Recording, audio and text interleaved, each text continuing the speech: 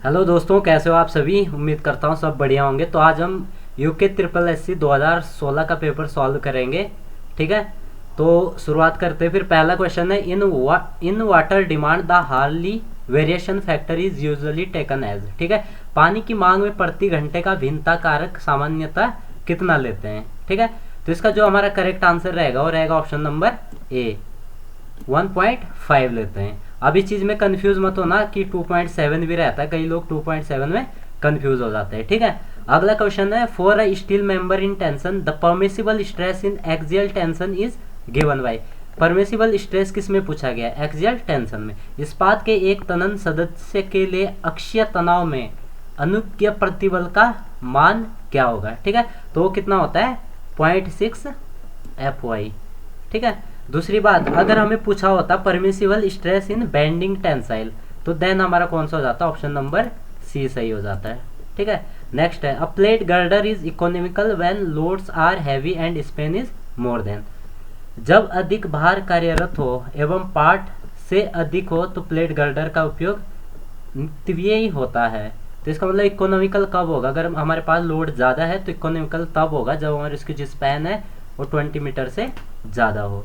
Next है, combined effect of curve line and refraction. Curvature पूछा होगा वो, और रिफ्रैक्शन का। ठीक है, तो कंबाइंड होता है, कंबाइंड इफेक्ट क्या होता है, 0.0673 डी स्क्वायर होता है।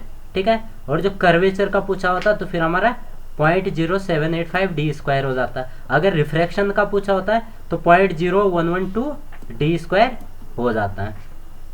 ठीक है, next question, question number 5th, the clinker is formed at temperature of. जो क्लिंकर हमारे बनते हैं वो कहाँ पे फॉर्म्ड होते हैं, तो 1500 डिग्री सेल्सियस पे बनते हैं। ठीक है, दूसरा क्वेश्चन है क्वेश्चन नंबर 6th, कि जो हमारा स्लम्प टेस्ट है। ठीक है, तो स्लम्प टेस्ट किसके लिए यूज़ किया जाता है, स्लम्प टेस्ट जो हमारा होता है वो किसके लिए यूज़ किया जाता है, वर्केबिलिटी के लिए। अगला क्वेश्चन है, cold weathering concrete is performed eight which temperature. तो याद रखना, अगर हमारा टेम्परेचर 4.4 डिग्री सेल्सियस से कम हो तो वहाँ पे वो बेस्ट रहता है। ठीक है, तो इसका जो करेक्ट आंसर हो जाएगा फिर option number A. Next question है, method of plane table surveying is. तो जो प्लेन टेबल सर्वे के हमें मेथड बताने, तो जितने भी ये सारे मेथड दे रखे, ऑप्शन नंबर ए रेडिएशन मेथड भी होता है। ठीक है, इंटरसेक्शन मेथड भी होता है, ट्रावर्सिंग मेथड भी होता है। तो इसका जो करेक्ट आंसर रहेगा ऑप्शन नंबर डी हमारा करेक्ट हो जाएगा। ठीक है, अब एक न्यूमेरिकल पूछा है, if the whole circle bearing of a line is 120 degree its reduce bearing as. ठीक है, तो सपोज हम ये मान के चलते हैं, ये देखो हमारा नॉर्थ साउथ हो गया। ठीक है, ये लाइन हमारी यहाँ पे लाई कर रही होगी कहीं पे। ठीक है, तो हमें ये एंगल दे रखा है, कितना दे रखा है, 120। ठीक है, 120 दे रखा है। अब अगर हम ये एंगल निकालेंगे तो कितना हो जाएगा, 180 माइनस 120 हो जाएगा ना। और 180 माइनस 120 क्या होता है, 60 डिग्री होता है। ठीक है, तो 60 हम कर देंगे। अब देखो ये क्या, ये हमारा साउथ होता है। ठीक है, ये ईस्ट होता है। अगर हम इसकी क्वाड्रिलेटरल बियरिंग निकालेंगे तो क्या हो जाएगा, साउथ 60 ईस्ट हो जाएगा ना। तो करेक्ट आंसर क्या हो जाएगा, south 60 degree east. Next question है, least count of vernier theodolite. Least count पूछा गया हमारा वार्नियर थियोडोलाइट से। तो कंफ्यूज मत होना, इसका जो करेक्ट आंसर रहेगा वो रहेगा 20 सेकंड। 20 मिनट में कंफ्यूज मत हो जाना। ठीक है, 20 मिनट होता है प्रिज्मेटिक कंपास का। हाइड्रोग्राफिक सर्वे, हाइड्रोग्राफी, हाइड्रो किससे रिलेटेड है, वाटर से रिलेटेड है ना। तो जो हाइड्रोग्राफिक सर्वे होता है वो डील करता है with mapping of large water bodies के। ठीक है, the void ratio of soil is 0.9, the porosity shall भी। ठीक है, पोरोसिटी बताएं तो हमें पोरोसिटी क्या पता होती है, n equal to E/1 + E हो जाता है। ठीक है, ये हमारा फॉर्मूला है। ए की जगह क्या रखो तुम, 0.9 रख दो। ठीक है, ए की जगह तुम 0.9 रखोगे तो ये 0.9/1.9 बनेगा ना, जो हमारा सॉल्व करने के बाद क्या आएगा, ऑप्शन नंबर बी 0.47। नेक्स्ट है, sharing strength of cohesion less soil. Cohesion less soil का मतलब ग्रेवल और सैंड की बात कर रहा है यहाँ पे। ठीक है, तो उसकी शेयरिंग स्ट्रेंथ किस पे डिपेंड करती है, तो dry density, void ratio, loading rate या नॉर्मल स्ट्रेस। तो हमारा वो किस पे डिपेंड करती है, कन्फाइनिंग प्रेशर और जो वर्टिकल स्ट्रेस लगता होता है। तो इसका जो करेक्ट आंसर है वो हमारा रहेगा option number D, normal stress. अगला क्वेश्चन है the quantity of dam proof course DPC is work out into. तो जितना भी हमारा थिन वर्क होता है ना, जैसे कि पेंट हो गया, पॉइंटिंग हो गया, ठीक है, डीपीसी हो गया, तो इसको हम एरिया में नापते हैं मीटर स्क्वायर में, ठीक है। The gradual reduction in value with age of a property is known as. हमारे क्या होते हैं, कोई भी प्रॉपर्टी है धीरे धीरे उसकी वैल्यू क्या होती है, घटते जाती है, और इसी प्रॉपर्टी को हम क्या कहते हैं, डेप्रिसिएशन कहते हैं, ठीक है। क्वेश्चन नंबर 16 है the major resisting force in gravity dam is. तो कौन सा रेजिस्टिंग पूछा है, ठीक है, तो कौन सा है, सेल्फ वेट। रेजिस्टिंग मतलब जो डैम को फेल होने से बचाएगा, ठीक है। वाटर प्रेशर क्या करेगा, डैम पे धक्का मारने की कोशिश करेगा। वेव प्रेशर भी सेम काम करेगा। अपलिफ्ट प्रेशर क्या करेगा, नीचे से ऊपर की ओर फोर्स मारेगा, ठीक है। तो जो हमारा जो रेजिस्टिंग हो जाएगा हमारा सेल्फ वेट, ठीक है। If the slender ratio is greater than 120 the column is known as. अगर 120 से ज़्यादा हमारा सिलेंडरनेस रेशियो, तो फिर वो लॉन्ग कॉलम होता है, ठीक है। मीडियम के लिए कितना होता है, मीडियम के लिए याद रखना 32 से 120 होता है, ठीक है। 32 से 120 रहता है स्लेंडरनेस रेशियो। अब 120 से ऊपर हो गया तो लॉन्ग कॉलम है, और 32 से नीचे हो गया तो फिर हमारा शॉर्ट कॉलम है, ठीक है। Type of loads on beam are. Option A concentrated और point load, uniformly distributed load या वेयरिंग लोड। तो हमें पता है कोई सा भी लोड लग सकता है। Next, maximum shear force in cantilever beam loaded with UDL through out its length. ये हमारे पास सपोज कैंटिलीवर है, ठीक है। अब इस पे क्या लगा, ये कैंटिलीवर है, ठीक है, ये है।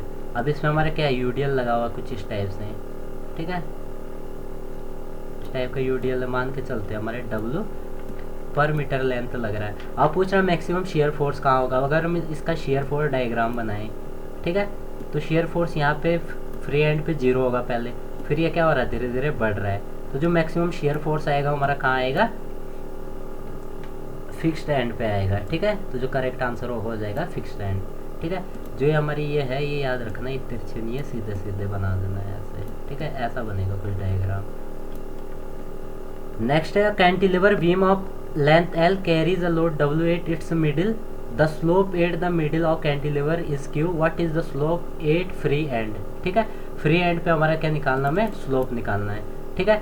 अब देखो ये हमारी कैंटिलीवर बीम है, ठीक है। अगर ये हमारी डिफ्लेक्ट हो जाती है तो डिफ्लेक्ट होने के बाद कुछ ऐसी हो जाएगी, ठीक है। अभी मिड स्पैन पे यहाँ पे हमें दे रखा है, यहाँ पे एक लोड दे रखा है, क्यू लोड दे रखा है, ठीक है। यहाँ पे दे रखा हमें क्यू लोड, ठीक है। अब हमें इसी मिड पॉइंट पे यहाँ पे हमें बता रखा है जो स्लोप है वो कितना है, क्यू है, और हमें कहाँ निकालना है, यहाँ पे निकालना है, ठीक है।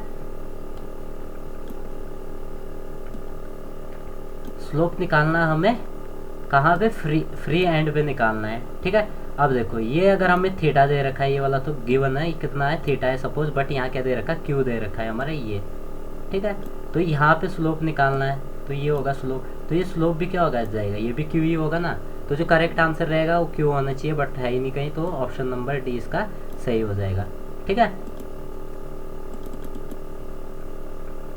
नेक्स्ट क्वेश्चन है the ratio of lateral strain and longitudinal strain is called. तो उसे क्या कहते हैं, हम सबको पता है पॉइजन रेशियो कहते हैं, ठीक है। A rain gauge should be generally be fixed. Option A in a closed space, under the tree, in a open space. तो कहाँ करेंगे हम, ओपन स्पेस पे करेंगे ना, जहाँ पे बारिश पूरी उस पे ही आई है, ठीक है। The relation between duty in hectare per cumec, depth of water in metre and base period B in day is given by. तो किससे गिवन होती है, delta equal to 8.64 B upon D. तो ऑप्शन नंबर बी इसका सही हो जाएगा। Cement consumption in bags of 1 class brick, first class brick का पूछा गया हमें, ठीक है। Work in 1/6 cement and mortar for 10 cubic metre का हमें क्या करना है, ब्रिक वर्क करना है, ठीक है। तो एक चीज याद रखना, अगर हम 1 मीटर क्यूब की बात करें, ठीक है, अगर हम 1 मीटर क्यूब ब्रिक वर्क करें, ठीक है, तो हमें कितना मोर्टार चाहिए होता है, 0.3 मीटर क्यूब मोर्टार हमें चाहिए होता है। अब यहाँ पे पूछा है कि 10 मीटर क्यूब ब्रिक वर्क चाहिए हमें, ठीक है, तो हमें कितना चाहिए होगा, फिर 3 मीटर क्यूब हमें क्या चाहिए होगा, मोर्टार चाहिए होगा, ठीक है। 10 गुना कर दो 3 मीटर क्यूब, ठीक है। अब सीमेंट की परसेंटेज कितनी है, सीमेंट का प्रोपोर्शन कितना 1/7 है ना मोर्टार में, 1/7, ठीक है। इंटू 30 करेंगे, 3 करेंगे हम, इंटू 3 करेंगे तो ये हमारा निकल जाएगा ना कितना सीमेंट चाहिए हमें, ठीक है। तो यहाँ से निकल जाएगा 3/7 इतना मीटर क्यूब हमें क्या चाहिए, सीमेंट चाहिए। बट यहाँ पे किस में पूछा है, बैग्स में पूछा है, ठीक है।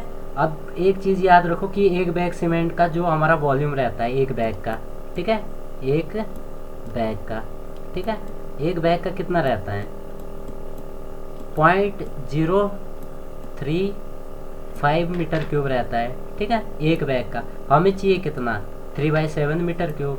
अगर हम 0.035 से इसे डिवाइड कर दें, ठीक है, 0.035 से, तो हमारे नंबर ऑफ बैग्स आ जाएंगे ना, ठीक है। तो नंबर ऑफ बैग्स अगर इसे सॉल्व करोगे तुम तो 12 पॉइंट समथिंग के आसपास आएंगे, ठीक है। अब नियर बाय आंसर देखेंगे हम, 11 तो ले नहीं सकते क्योंकि 12 से ज़्यादा चाहिए, तो कम तो हम कभी भी नहीं लेंगे, ठीक है। तो ऑप्शन नंबर डी एलिमिनेट हो जाएगा, ऑप्शन नंबर ए भी एलिमिनेट होगा। नियर बाय आंसर कौन सा हमारा, ऑप्शन नंबर सी, ठीक है।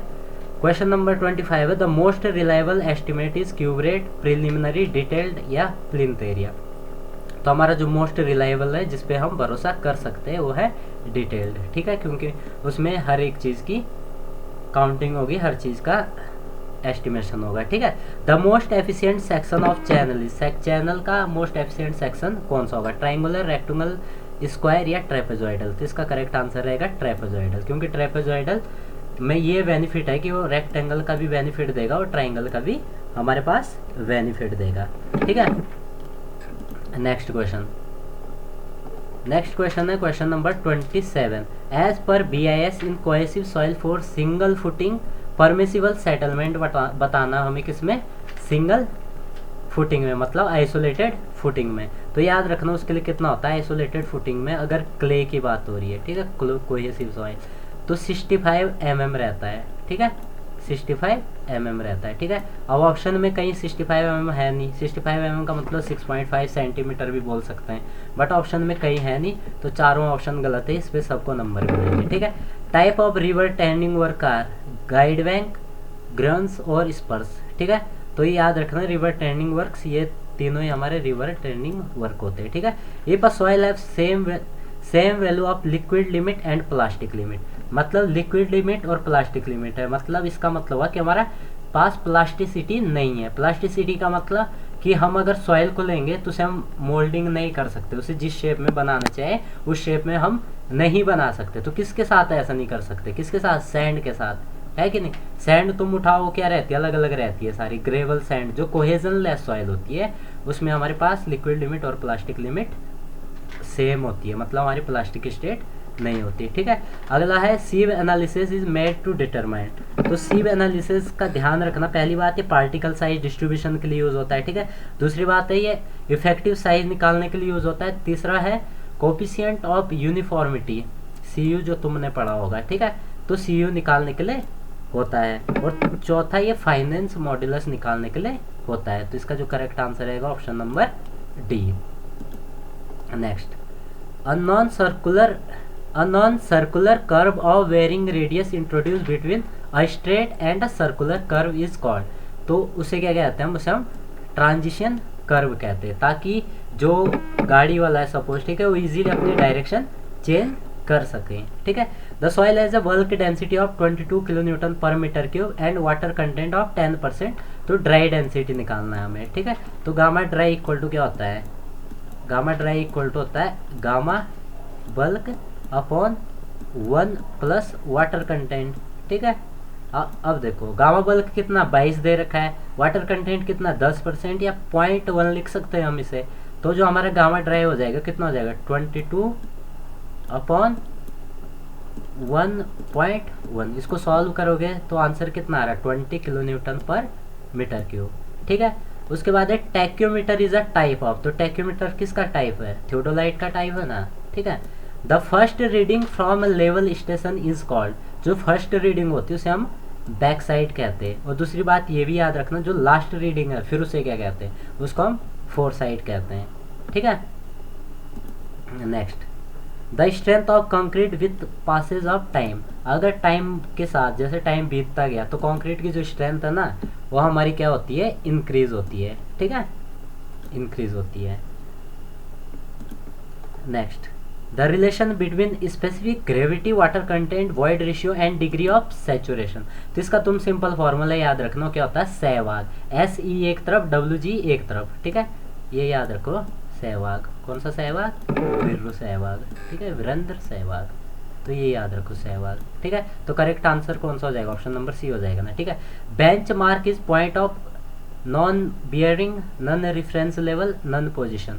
तो नन रेफरेंस लेवल का पॉइंट होता है, उसे हम बेंच मार्क कहते हैं, ठीक है। वाटर सीमेंट रेशियो इज, तो वाटर सीमेंट रेशियो क्या होता है, ratio of weight of water upon that of cement, ठीक है। तो वेट का बात करेंगे हम यहाँ पे, ठीक है। कंक्रीट वाला ऑप्शन गलत हो जाएगा, कंक्रीट से हमें मतलब ही नहीं है, ठीक है, और वॉल्यूम भी नहीं होगा, तो हमारा करेक्ट आंसर क्या हो जाएगा, ऑप्शन नंबर ए। उसके बाद है unconfined compressive strength test is, जो हमारा अनकन्फाइंड कंप्रेसिव स्ट्रेंथ टेस्ट होता है वो क्या होता है, हमारा अनड्रेन टेस्ट होता है। मतलब कि उसके अंदर जितना भी वाटर है उसे हम बाहर नहीं जाने देंगे, मतलब उसमें मॉइस्चर लॉस नहीं होने देंगे, ठीक है। Initial question number 40, initial setting time for of ordinary cement should be more than, किससे ज़्यादा होना चाहिए इनिशियल सेटिंग, तो 30 मिनट से। अगर फाइनल सेटिंग पूछा होता तो 10 घंटे से, ठीक है। Sand filter are used for, किसके लिए यूज़ किया जाता है सेंट फिल्टर को, इसका जो सही आंसर हो क्या है, फिल्ट्रेशन के लिए यूज़ किया जाता है। Efflorescence in cement is caused due to an excess of, जो एफ्लोरेसेंस है वो क्या होता है, सफ़ेद सफ़ेद सा पाउडर देखोगे तुमने, ईंटों के ऊपर देख सकते हो, ठीक है, ईंटों के ऊपर हो सकता है, और दूसरा किसके, सीमेंट के साथ भी होता है। ये किसकी वजह से होता है, एल्कलीज, सोडा और पोटास की वजह से, ठीक है। नेक्स्ट है the weakest plane in fillet weld, जो वीकेस्ट होता है, सबसे कमज़ोर जो होता है ना हमारा फ्लैट वेल्ट में, वो रहता है हमारा थ्रॉट, ठीक है। और थ्रॉट में भी कौन सा, the side along the throat, ये चीज़ याद रखना है, ठीक है। Next, if R is the radius and A is the deflection angle of a simple circular curve, then the value of tangent length will be, ठीक है। अब इसका एक डेरिवेशन टाइप का, डेरिवेशन इतना टाइम रहता नहीं है एग्जाम में, तो तुम इसका डायरेक्ट क्या रखोगे, फॉर्मूला याद रखोगे। जो टेंजेंट की लेंथ रहेगी वो R tan डेल्टा अपॉन 2 हो जाएगा, option number B. Method of sewage disposal is, तो डाइल्यूशन इन वाटर भी होता है और लैंड ट्रीटमेंट भी होता है, तो इसका option number C. As per IS 800 the maximum deflection in a beam should not exceed, तो किससे एक्सीड नहीं होनी चाहिए, तो L/325 से, ठीक है। If T is the thickness of thinner plate the according to IS specification the maximum pitch of rivets in compression, compression में पूछा है तो 200 mm या 12 गुना थिकनेस ऑफ प्लेट, इनमें से जो कम होगा दोनों वैल्यूज में वो हमारा आंसर हो जाएगा, ठीक है। अगर टेंशन का पूछा रहता तो ऑप्शन नंबर बी सही हो जाता है, ठीक है। टेंशन में 200 mm या 16 T। Next, for minimal I irritation pH value of swimming pool water should be in range of, ठीक है। तो pH वैल्यू बतानी हमारी कितने से कितने की रेंज में होना चाहिए, तो याद रखना 7.2 से लेके 7.6 की रेंज में होना चाहिए, ठीक है। नियर बाय 7.5 के आसपास होना चाहिए, ठीक है। तो कितना कहा मैंने, 7 से लेके 7.2 से लेके 7.6 के बीच हो तो बेटर है, ठीक है। और अगर 7.5 के आसपास है तो फिर और भी ज़्यादा बेटर है, ठीक है। तो इस हिसाब से जो हमारा करेक्ट ऑप्शन रहेगा वो क्या, कौन सा रहेगा, option number A. Next question है angle of inclination of lacing bar with the longitudinal axis of the column should preferably be between, तो लेसिंग बार कुछ इस टाइप की होती है, देखो ये हमारा सेक्शन है, ठीक है। इस टाइप के 2 सेक्शन है, अब इनको कनेक्ट करने के लिए क्या किया हमने, ये लेसिंग बार लगा दी इधर से, ठीक है, फिर इधर लगा दी, ठीक है, फिर इधर जाएगी, ऐसे करके जाएगी। अब हमें पूछा गया ये वाला एंगल, ये ठीक है, ये वाला एंगल पूछा गया हमें, तो जो ये वाला एंगल होना चाहिए ना, ये हमारा 40 से लेके 70 डिग्री के बीच होना चाहिए, ठीक है। अब alum is used as, alum क्यों यूज होता है, तो एलम को एज अ कोगुलेंट यूज करते हैं। जब सेडिमेंटेशन करते हैं ना, तो सेडिमेंटेशन में क्या होता है ना, कई जो पार्टिकल रहते हैं वो सेडिमेंट नहीं होते, तो हम क्या करते हैं उसमें कोगुलेंट मिलाते हैं। कोगुलेंट मिलाने से क्या हो जाता है, वो एक कोगुलेशन का फॉर्म करता है, अलग अलग जो पार्टिकल है सब आपस में चिपका देता है, उन्हें एक बड़ा सा पार्टिकल बना देगा, ठीक है। अब वो इजीली क्या हो सकता है, सेडिमेंट हो सकता है इजीली बैठ सकता है, ठीक है। तो एलम को हम जनरली ज़्यादातर यूज़ करते हैं, ठीक है। Minimum percentage of reinforcement in RCC salt column में, ठीक है। मिनिमम पूछा तो मिनिमम होना चाहिए 0.8% होना चाहिए आरसीसी। अगर पूछा रहता कि मैक्सिमम, तो मैक्सिमम कितना होना चाहिए 6%, मैक्सिमम 6% और मिनिमम कितना 0.8%, ठीक है। नेक्स्ट है फुल फॉर्म ऑफ बीओडी। तो बीओडी की फुल फॉर्म क्या होती है, बायोकेमिकल ऑक्सीजन डिमांड। कई लोग क्या करके आ जाते हैं, बायोलॉजिकल ऑक्सीजन डिमांड करके आ जाते हैं, ठीक है। कई बार बायोडिग्रेडेबल ऑक्सीजन डिमांड भी करके आते हैं। तो याद रखना बायोकेमिकल ऑक्सीजन डिमांड होती है BOD. Next, on standard silica scale the turbidity in drinking water should be limited to, ठीक है। तो जो टर्बिडिटी सिलिका स्केल पर होनी चाहिए वो 5 से लेके 10 ppm तक होनी चाहिए, ठीक है। 10 ppm से ज़्यादा नहीं होनी चाहिए, ठीक है। अगर 5 से 10 है तो डिजायरेबल है, ठीक है। तो जो करेक्ट ऑप्शन रहेगा वो रहेगा option number A. Limit state of serviceability, serviceability है वो एक साथ होना चाहिए, अलग अलग कर दिया। Serviceability of reinforce concrete section should satisfy. तो क्रैकिंग को सेटिस्फाई करना चाहिए, शियर को या डिफ्लेक्शन को, या शियर को या डिफ्लेक्शन और क्रैकिंग बोथ को। तो इसका जो करेक्ट आंसर रहेगा वो रहेगा डिफ्लेक्शन एंड क्रैकिंग को,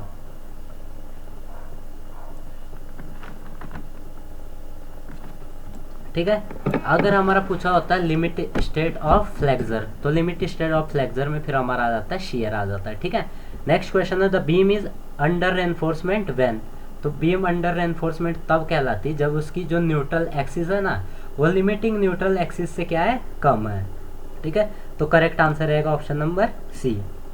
जो बी है इसको हम ओवर रेनफोर्समेंट बोलेंगे, जो ऑप्शन नंबर ए है इसको हम बैलेंस्ड सेक्शन बोलेंगे, बैलेंस्ड सेक्शन बोलेंगे, ठीक है। नेक्स्ट क्वेश्चन है slope at the end of simply supported beam of span L with a uniformly distributed load per unit length over the entire span is, ठीक है। सिंपली सपोर्टेड बीम दे रखा है, उस पर हमारे पास यूडीएल दे रखा है, अब हमें स्लोप बताना है, ठीक है। इसके भी डेरिवेशन रहते हैं, बट अगर डिप्लोमा लेवल की एग्जाम की बात करें तो डेरिवेशन पे इतना जाना नहीं, हमें डायरेक्ट फॉर्मूले क्या करने लर्न कर लेना है, ठीक है। तो इसका जो करेक्ट आंसर रहेगा ऑप्शन नंबर सी। उसके बाद है effective length of column as per IS 456/2000 when both end are fixed. अगर दोनों एंड फिक्स्ड होते हैं तो जो हमारी इफेक्टिव लेंथ हो जाती है वो L/2 हो जाती है, मतलब हाफ हो जाती है। L/2 का मतलब 0.5 L, ठीक है। Floating column are an example of. तो हमेशा याद रखना जो फ्लोटिंग कॉलम है उसको हम वर्टिकल मेंबर मान के चलते हैं, क्या मान के चलते हैं, वर्टिकल मेंबर। तो इसका करेक्ट आंसर रहेगा वर्टिकल इरेगुलेटरी, ठीक है। Generally a culvert has a span less than. तो कलवर्ट क्या होता है, कलवर्ट कुछ नहीं होता, ब्रिज कोई ये ब्रिज मान लो, छोटे ब्रिज को बोल देंगे हम, जो छोटा पुल होगा उसे हम क्या बोल देंगे, कलवर्ट बोल देंगे, ठीक है। उसकी अगर उसकी लेंथ कितनी है 6 मीटर से कम है तो कलवर्ट कहलाता है, ठीक है। अगर उससे ज़्यादा है तो देन हम उसे ब्रिज कहते हैं, ठीक है। नेक्स्ट क्वेश्चन है support at the both end of bridge are called, ठीक है। ब्रिज के बोथ एंड पे, ये हमारा सपोज ये हमारा क्या था, ब्रिज है, ठीक है। थोड़ा तिरछा बना रहा हूँ, तो यहाँ पे हमारे सपोर्ट लगे रहते इस टाइप के, ठीक है। एक सपोर्ट यहाँ पे लगा रहेगा ब्रिज के लास्ट में, ठीक है। ऐसा सपोर्ट रहेंगे, तो सपोर्ट बीच में भी हो सकते हैं, ठीक है। तो कह रहा जो एंड वाले है हमारे, जो एंड वाले ये वाले पूछ रहा हो, ठीक है, ये वाले एंड वाले। तो एंड सपोर्ट को क्या कहते हैं हम, एबटमेंट कहते हैं, ये याद रखना, ठीक है। और जो ये बीच में रहते हैं ये इनको हम पायर्स कहते हैं, इनको पायर्स कहते हैं, ठीक है। उसके बाद है the method applied for scheduling as activity oriented is called, ठीक है। जो स्केड्यूलिंग होती है हमारी और वो एक्टिविटी ओरिएंटेड है, ठीक है, तो उसे फिर हम क्या कहेंगे, ठीक है, उससे क्या कहेंगे। तो एक चीज़ याद रखना, अगर तो एक्टिविटी ओरिएंटेड है तो वो CPM होगा, क्रिटिकल पाथ मेथड से सॉल्व करेंगे हम, ठीक है। अगर इवेंट ओरिएंटेड है तो फिर PERT होगा, ठीक है। जो माइल स्टोन चार्ट होता है इसे हम प्रोजेक्ट प्लानिंग के लिए यूज़ करते हैं, ठीक है। ऑप्शन नंबर सी जो है प्रोजेक्ट प्लानिंग के लिए, तो इसका जो करेक्ट आंसर वो हो जाएगा ऑप्शन नंबर बी। उसके बाद है elements of permanent way are formation और सबग्रेड, सही बात है। Ballast and sleepers, rail and rail fastening मतलब जो नट एंड बोल्ट होते हैं, सिंपल भाषा में जो उसे बांधने के लिए हम यूज़ करते हैं नट एंड बोल्ट, ठीक है। और वेल्डिंग भी यूज़ कर सकते हैं, ठीक है। तो ये सारे क्या हमारे परमानेंट वे के क्या हमारे एलिमेंट्स है। परमानेंट वे क्या होता है, कुछ भी नहीं होता। जो रेल की पटरी होती है उसे हम परमानेंट वे कहते हैं, ठीक है। रेल की पटरी होती है, वहाँ पे ब्लास्ट पड़ा रहता है, ऐसे स्लीपर्स लगे रहते हैं, ठीक है। ये स्लीपर्स लगे रहते हैं हमारे, इधर ब्लास्ट रहता पड़ा हुआ, जो पत्थर वत्थर रहते हैं, ठीक है। तो ये सब क्या है, और इनको कनेक्ट करने के लिए हम फास्टनिंग यूज़ करते हैं। जो ये है इन्हें हम रेल्स कहते हैं, ये ठीक है, ये हमारी रेल्स होती है, ठीक है। तो जिसका करेक्ट आंसर रहेगा ऑप्शन नंबर डी। अगला क्वेश्चन है question number 63। The width of broad gauge of Indian railway is, ठीक है। इंडियन रेलवे के ब्रॉड गेज की हमें विड्थ बतानी, तो कितनी होती है, 1676 mm होती है, ठीक है। 1676 mm मतलब सी। अगर हमारा मीटर गेज होता है तो फिर हमारी 1000 mm हो जाती, ठीक है। 1000 mm हमारी मीटर गेज की 1000 और ब्रॉड गेज की 1676। One of the method of mining, तो माइनिंग का मेथड पहले तो मैं बता दूं, माइनिंग के 3 मेनली मेथड रहते हैं।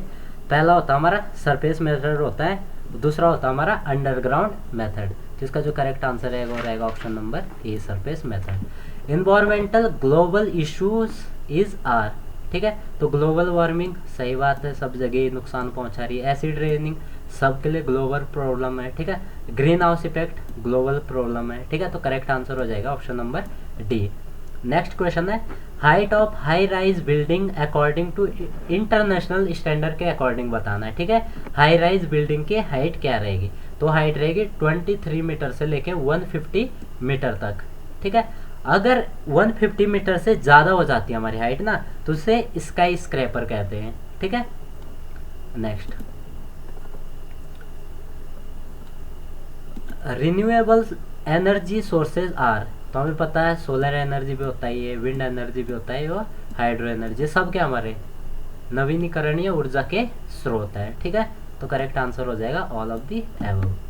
नेक्स्ट क्वेश्चन है the minimum head room over, ठीक है, अ स्टेयर मस्ट बी, जो हमारी स्टेयर केस होती है, ठीक है। तो उसके बाद ऊपर मतलब मिनिमम कितना स्पेस होना चाहिए, अगर ऊपर से छत आ रही है कुछ भी आ रहा है, तो मिनिमम हमारा कितना 210 सेंटीमीटर मतलब 2.1 मीटर डिस्टेंस होनी चाहिए मिनिमम, ठीक है। नेक्स्ट है a material has identical properties in all direction it is called, ठीक है।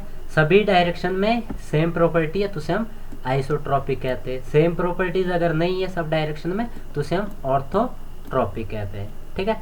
The unit of movement of inertia of mass is, तो जो movement of inertia of mass की यूनिट रहती है वो रहती है केजी मीटर स्क्वायर, ठीक है। सेम रहता है movement of inertia of area के कंटेम्पररी, ठीक है।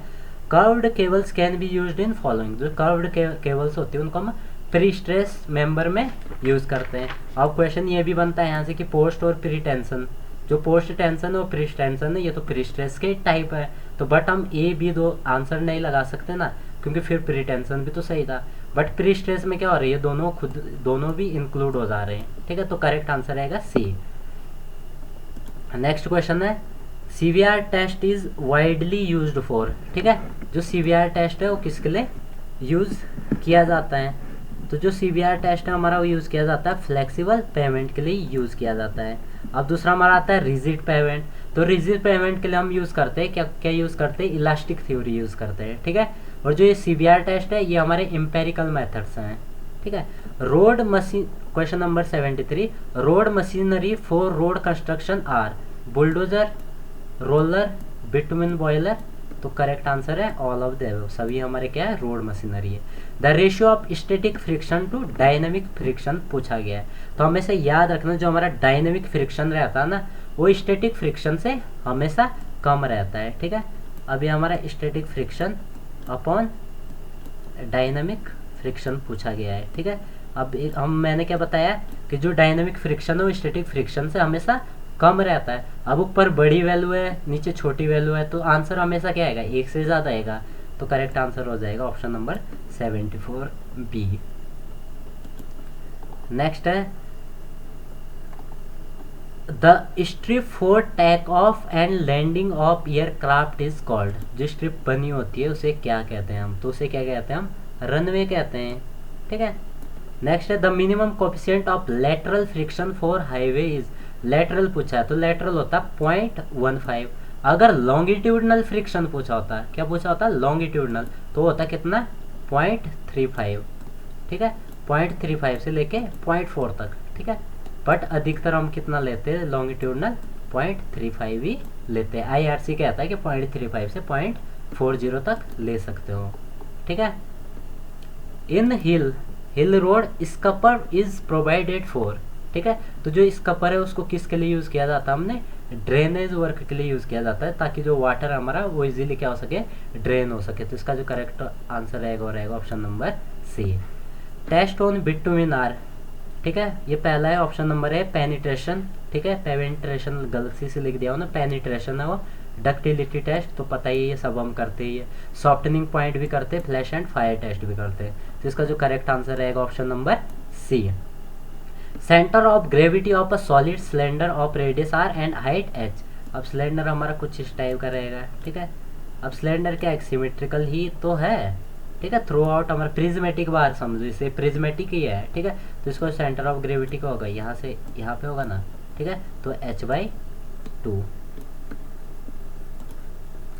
नेक्स्ट पूछा गया है, if the question number 80, if coefficient of contraction for a sharp edge orifice is 0.65, coefficient of velocity flow is 0.92, then coefficient of discharge।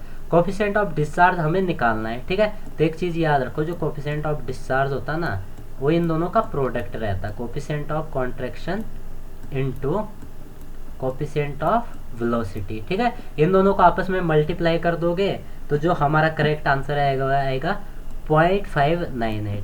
ठीक है, in a pipe entrance head loss is equal to, pipe के entrance पे। ठीक है, जैसे टंकी है हमारी, ये टंकी है। ठीक है, और यहाँ से पाइप लगा है। ठीक है, तो ये पाइप का एंट्रेंस हो गया, तो यहाँ पे हेड लॉस कितना हुआ, तो होता है 0.5 B²/2G। ठीक है, तो ऑप्शन ए। उसके बाद है constituents of an ideal varnish, varnish के संघटक बताने हमें। ठीक है, तो रेजिन भी यूज़ करते हैं हम, ड्रायर भी यूज़ करते हैं, सॉल्वेंट भी यूज़ करते हैं। तो इसका जो करेक्ट आंसर रहेगा option number D. Question number 83 है, which of the following has highest coefficient of discharge. तो सबसे ज़्यादा जो कोफिशिएंट ऑफ डिस्चार्ज रहता है CD। ठीक है, जो सबसे ज़्यादा रहता है वो रहता है कितना 0.98 रहता है। ठीक है, 0.98 वैल्यू भी याद कर लो। ठीक है, और ये किसके लिए होता है, वेंचुरीमीटर के लिए होता है। ठीक है, तो इसका जो करेक्ट आंसर रहेगा वो रहेगा venturimeter. The rate of pull of sample in bitumen ductility test apparatus is. जब बिटुमिन का हम डक्टिलिटी टेस्ट करते हैं ना, तो उसमें जो रेट ऑफ पुल होता है वो कितना लगाते हैं, तो याद रखना वो लगाते हैं हम 50 mm/मिनट लगाते हैं। ठीक है, 50 सेंटीमीटर में कंफ्यूज मत हो जाना, सेकंड में कंफ्यूज मत हो जाना। इसका जो करेक्ट आंसर रहेगा 50 mm/मिनट। 1 मिनट में क्या करेंगे, मुझसे 50 mm खींचेंगे। ठीक है, नेक्स्ट 85 क्वेश्चन है, डॉग लेग्ड स्टेयर आर। ठीक है, डॉग लेग्ड स्टेयर क्या होती है, तो देखो डॉग लेग्ड स्टेयर क्या होती है, ये स्टेयर गई फिर यहाँ से इधर मुड़ गई। ठीक है, तो इसे हम कह नहीं सकते कि ये हाफ टर्न स्टेयर है। ठीक है, तो डॉग लेग को हम हाफ टर्न स्टेयर भी कहते हैं। The loss of head due to sudden expansion of pipe, ये हमारी पाइपलाइन थी। ठीक है, अब क्या हो गया, यहाँ से ये बड़ा पाइप लगा दिया इस टाइप का। ठीक है, अब सपोज यहाँ वेलोसिटी कितनी है 2 है, अब देखो वेलोसिटी बट ये देखो 2 है, और यहाँ पे सपोज वेलोसिटी पहले हमारी 1 थी। ठीक है, ये हो गया।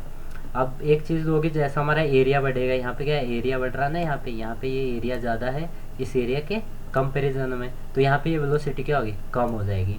ठीक है, तो जो हमारा हेड लॉस हो गया इस केस में वो रहेगा V1 - V2 का होल स्क्वायर अपॉन 2G, मतलब कि option number C. Method of sawing of timber is. ठीक है, जब टिम्बर को हम कन्वर्ट करते हैं, रूपांतरित करते हैं। ठीक है, जैसा वो लाया वैसे तो यूज़ कर नहीं सकते, उसे लॉक्स में कन्वर्ट करना पड़ेगा। ठीक है, फट्टों में कन्वर्ट करना पड़ेगा। ठीक है, तो उसके जो मेथड होते हैं ऑर्डिनरी और फ्लैट स्लैब सोइंग ये भी होता है, क्वार्टर सोइंग भी होता है, रेडियल और रिफ्ट सोइंग भी होता है। ये तीनों हमारे क्या है, method of sawing of timber है। तो करेक्ट आंसर हो जाएगा option number D, all of the above. ठीक है, उसके बाद है from the following continuity equation can be take the form. जो हमारी कंटिन्यूटी इक्वेशन है वो क्या फॉर्म ले सकती है, तो याद रखना कंटिन्यूटी इक्वेशन ये कहती है कि रो ए, ठीक है, वी, ये क्या होता है हमारा कांस्टेंट होता है, ठीक है। या दूसरी चीज़ में हम ये कहते हैं कि rate of change of momentum हमारा क्या रहता है, कांस्टेंट रहता है, ठीक है। अब रो ए भी हमारा कांस्टेंट रहता है अगर सेम फ्लूइड की बात हो गई, ठीक है। और अगर हमारा जो फ्लूइड है वो इनकम्प्रेसिबल है तो डेंसिटी तो सेम ही हो जाएगी ना। तो वैसे भी एरिया और वेलोसिटी वाले ऑप्शन कौन से हमारे, सी और डी है, तो बी एलिमिनेट हो गया, ठीक है। अब रो वाला ऑप्शन कहीं है ही नहीं तो सी डी भी एलिमिनेट हो गया, तो जो करेक्ट आंसर रहेगा वो हमारा रहेगा ए। अब A1 B1 equal to A2 B2 कब होता है, जब हमारा इनकम्प्रेसिबल होता है, उस केस में डेंसिटी क्या हो जाएगी, सेम ही रहती है, ठीक है। तो रो 1 और रो 2 लिखने की जरूरत नहीं, वो आपस में कट जाएंगे, ठीक है। Plastic are of following type, तो पता है थर्मोप्लास्टिक होता है, थर्मोसेटिंग प्लास्टिक होता है, तो correct answer option number C. For testing compressive and tensile strength of cement, the cement mortar is made by mixing cement and standard sand in proportion of। तो जो हम कंप्रेसिव स्ट्रेंथ टेस्ट करते हैं और जो टेंसाइल स्ट्रेंथ टेस्ट करते हैं उसमें हम जो सैंड, सीमेंट और सैंड का रेशियो लेते हैं वो लेते हैं 1:3, ठीक है। नेक्स्ट क्वेश्चन है, इफ द काइनेमेटिक वेलोसिटी नहीं हो, विस्कोसिटी होगा, ठीक है।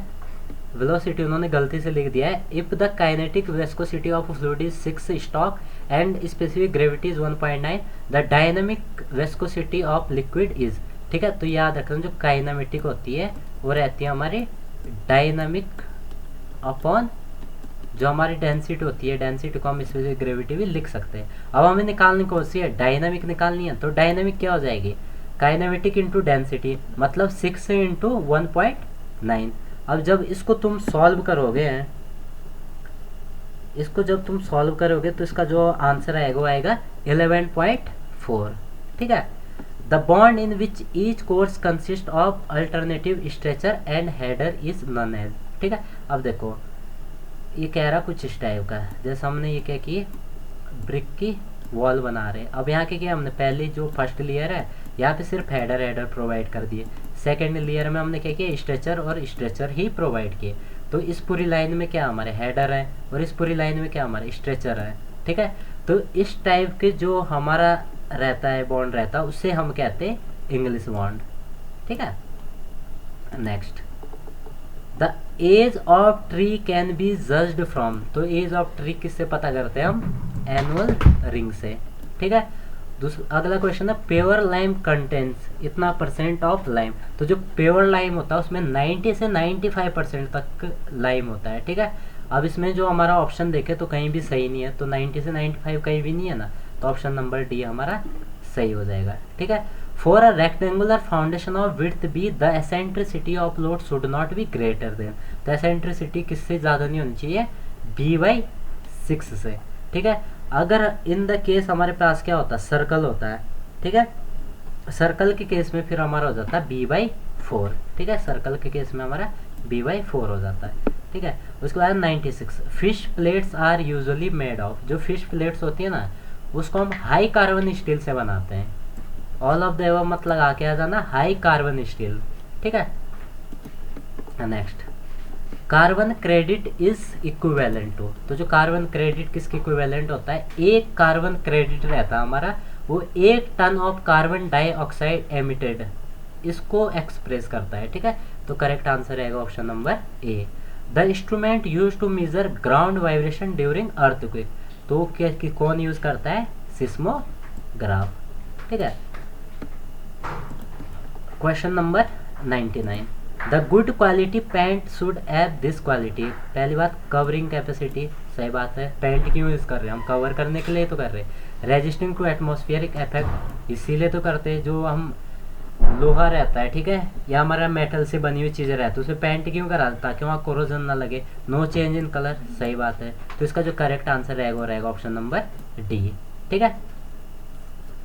अगला क्वेश्चन है कि presence of iron oxide affect, जो आयरन ऑक्साइड है ब्रिक में वो क्या इफेक्ट करता है, तो आयरन ऑक्साइड मेनली 2 चीज़ों को इफेक्ट करता है, एक तो कलर को, ठीक है, और दूसरा जो उसमें जो रेड कलर रहता है ना ब्रिक में वो आयरन ऑक्साइड की वजह से रहता है, ठीक है। और दूसरा किस चीज़ को इफेक्ट करता है, हार्डनेस को, ठीक है। तो इसका जो करेक्ट आंसर रहेगा वो रहेगा द कलर ऑफ ब्रिक, ठीक है। तो ये था हमारे यूके ट्रिपल एस सी 2016 का पेपर। आप लोगों को ये कैसा लगा इसे देखो, आप लोग एनालिसिस करो और इस बेस्ड पे आपको पता चल जाएगा कि UK triple S C JE का पेपर कैसा आता है। ठीक है, बाकी अगर पसंद आ रहा है तो आप लोग चैनल को सब्सक्राइब कर दो और शेयर कर दो और लाइक का बटन दबा दो। Thank you.